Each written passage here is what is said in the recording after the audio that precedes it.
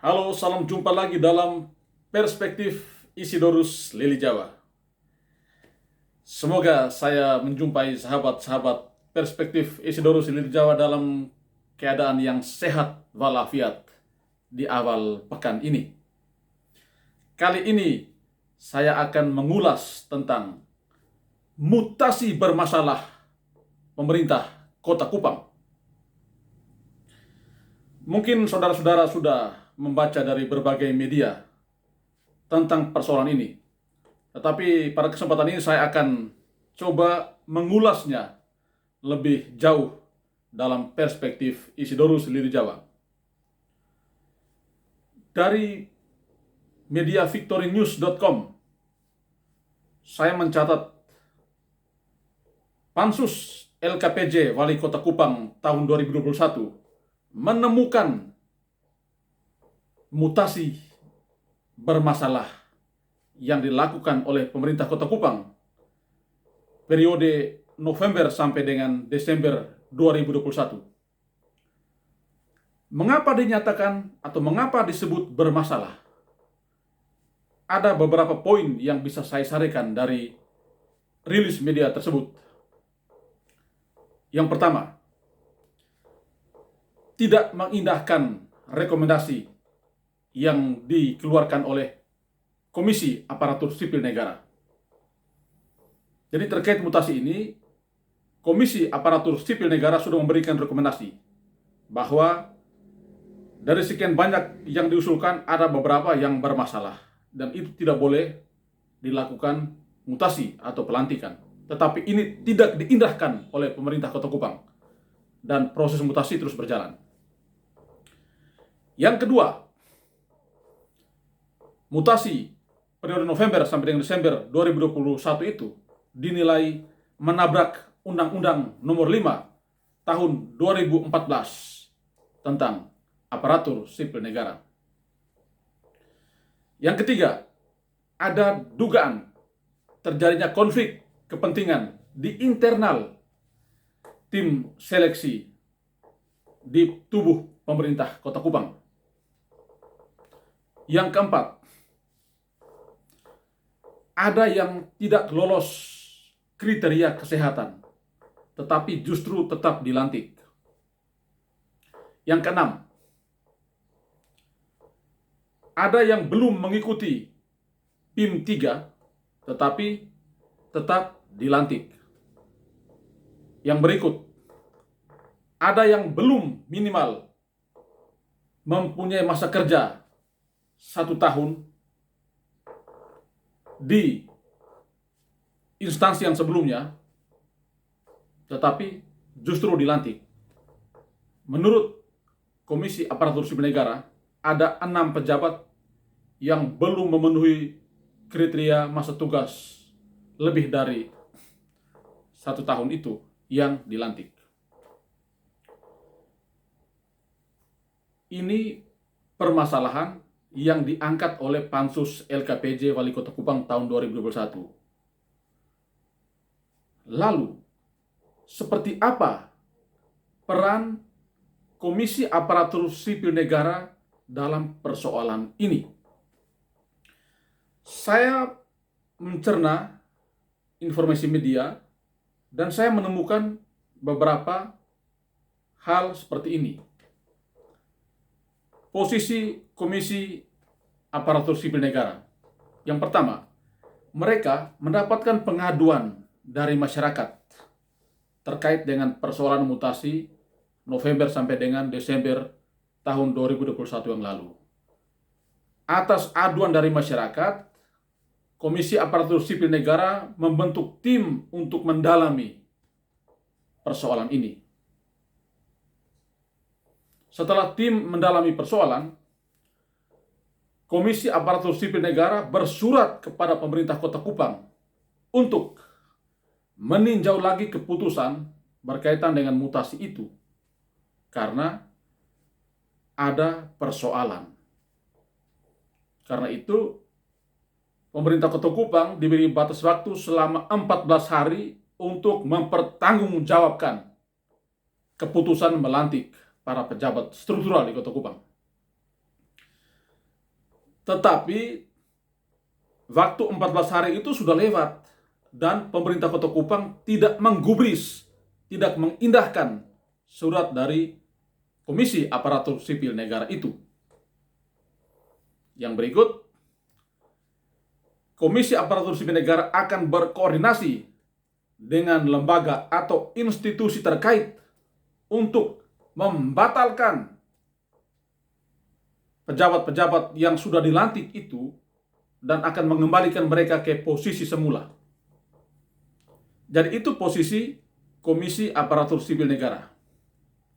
Nah, sekarang seperti apa respons dan tanggapan Wali Kota Kupang berkaitan dengan persoalan ini? Dari poskupang.com saya menemukan beberapa kondisi ini. Yang pertama, Wali Kota menilai proses mutasi itu sudah berjalan sesuai dengan kebutuhan organisasi. Yang kedua, menurut Wali Kota, proses mutasi itu sudah juga dijelaskan kepada Komisi Aparatur Sipil Negara. Artinya sudah ada komunikasi yang terbangun sebelum proses mutasi itu dilaksanakan. Yang ketiga, menurut Wali Kota, Komisi Aparatur Sipil Negara disebut telah mengizinkan proses mutasi itu. Yang keempat,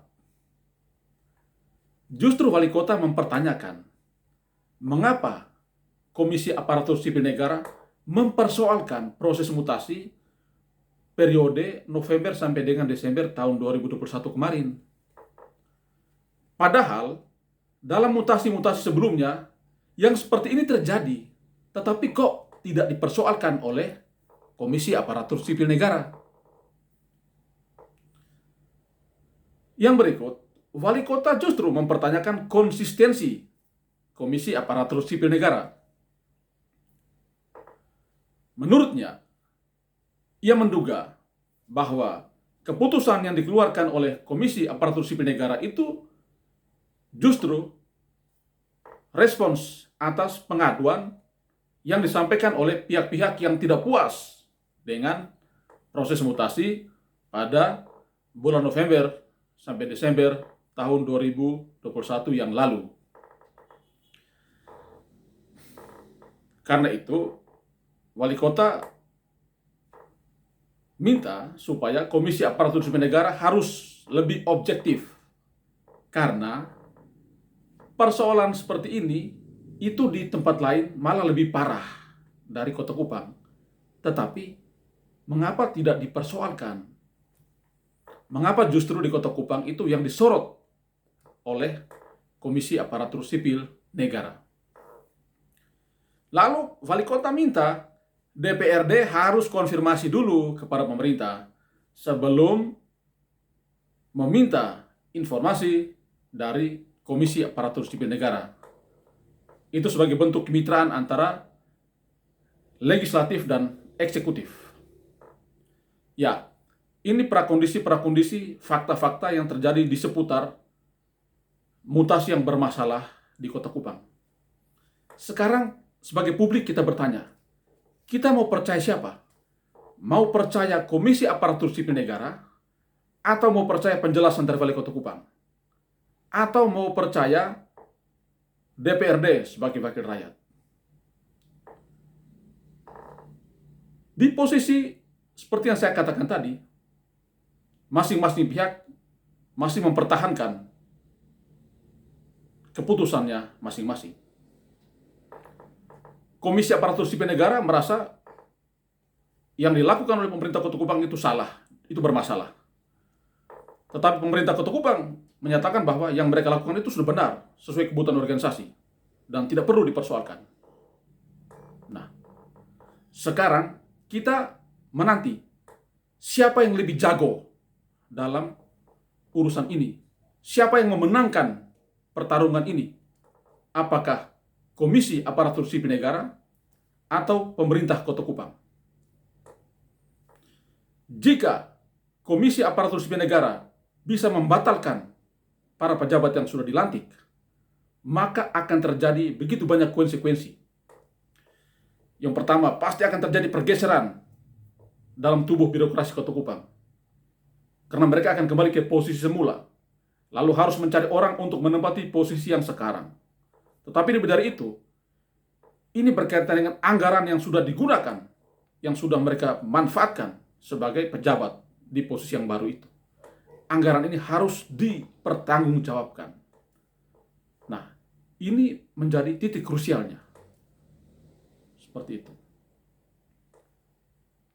Lalu, kalau memang yang dijelaskan oleh pemerintah Kota Kupang melalui Balai Kota Kupang itu memang benar, pertanyaannya, kok Komisi Aparatur Sipil Negara bisa mengeluarkan pernyataan yang menyesatkan? Seperti apa konsistensi Komisi Aparatur Sipil Negara? Berarti kerja-kerja Komisi Aparatur Sipil Negara ini tidak benar, tidak beres, malah melahirkan persoalan. Ya. Bola panas ini memang sedang bergulir. DPRD melalui Pansus sedang berada di tengah persoalan ini.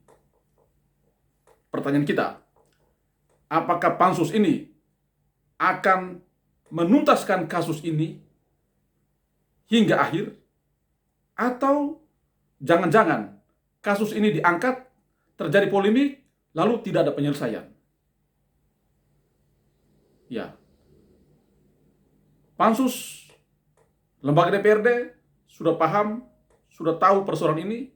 Kita harapkan agar kawal dan tuntaskan kasus ini.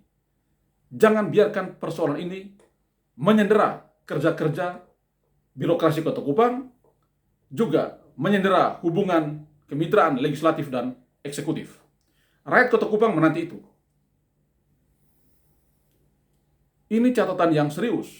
Jangan main-main dengan urusan mutasi. Harus sesuai aturan, harus sesuai regulasi. Tetapi jangan juga bermain-main dengan narasi jika memang keputusan itu tidak sesuai dengan regulasi. Publik Kota Kupang menanti seperti apa ending dari mutasi bermasalah di Kota Kupang ini. Terima kasih sudah menyaksikan Perspektif Historis di Jawa. Salam sehat dan Tuhan memberkati kita.